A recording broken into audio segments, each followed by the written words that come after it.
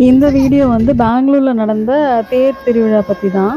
எங்க அண்ணாவும், அண்ணியும் பெங்களூர்ல தான் இருக்காங்க. ஸோ எங்க அண்ணி வந்து இந்த திருவிழாக்கு முன்னாடி ஒரு 1 வாரத்துக்கு முன்னாடி, எங்க ஊர்ல இந்த தேர் திருவிழா வருது வா வான்னு சொல்லி கூப்பிட்டே இருந்தாங்க. நான் வந்து இன்ட்ரெஸ்ட்டே இல்லாம, "ஏய் போடி தேர் திருவிழாலாம் எனக்கு அவ்வளோலாம் இன்ட்ரெஸ்ட் இல்ல பார்க்கறதுலாம் நான் வரல. இதுக்கு போய் நான் பஸ் வேற புக் பண்ணிட்டு வரணுமா?" அப்படின்னு சொல்லி இது பண்ணிட்டு இருந்தேன்.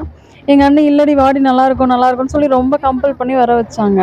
அங்க போய் பார்த்தா தேர் இந்த மாதிரி இருக்கு. நம்ம ஊர் தேர் மாரி இல்லங்க. அது ஏதோ பாக்ஸா அடுக்கி வச்ச மாதிரி இருக்கு. நல்லா செம ஹைட்டா இருக்கு. அதுபோல அங்க இழுக்கிறதும் வந்து மக்கள்லாம் சேர்ந்து இழுக்கிறதில்ல. மக்களுக்கு ஒரு கயிறு குடுத்துருக்காங்க. பட் முன்னாடி, பின்னாடி கயிறு போட்டு கிரேன் மாதிரி வச்சுடுறாங்க. ஸோ அந்த கிரேன் தான் வந்து முன்னாடி, பின்னாடி 2மே கயிறு போட்டு கட்டிடுறாங்க. ஒரு பக்கம் தள்ளுறாங்க, ஒரு பக்கம் டிராக்டர் வச்சு இழுத்துக்கிறாங்க. பட் பக்கத்துல இருந்து பார்க்கும்போது நம்ம மேல விழுந்துருமோன்ற பயம் வந்து இருந்துகிட்டே இருந்தது. தேர் வந்து ஏன்னா அந்த அளவுக்கு ஸ்டெபிலிட்டி இல்லாத போல இருந்தது. அதுபோல ஒரு வில்லேஜ் இருக்கு. ராயசந்திராவோ இல்ல ஹுஸ்கூரோன்னு நெனைக்கிறேன். அந்த வில்லேஜ்க்கு வந்து அந்த வில்லேஜ்ல உள்ள கோயிலுக்கு வந்து மத்த சுத்தி உள்ள எல்லா ஊர்லேருந்தும் இதே மாதிரி தேர் பண்ணி கொண்டு போறாங்க. அதுல வேற யாரோட எந்த ஊரோட தேர் வந்து ஹைட்டுன்னு சொல்லிட்டு காம்படிஷன் வேற நடக்குது அதுல.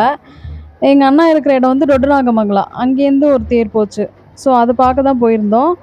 ஆ இது தேர் ஃபெஸ்டிவல்லாம் முடிஞ்சுச்சு. நல்லா தான் இருந்தது. பார்க்கறதுக்கு நல்லா இருந்துச்சு. அது தள்ளுறது அதெல்லாம் பார்க்கறதுக்கு நல்லா இருந்துச்சு. பார்த்துட்டு வந்துட்டோம்.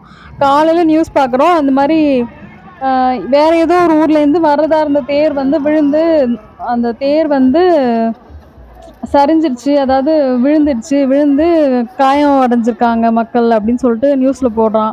எவ்வளோ பீதியா இருக்கும். நல்ல வேளை நம்ம ஊர் தேருக்கு சாயல அப்படின்னு சொல்லிட்டு நாங்க வந்துட்டோம்.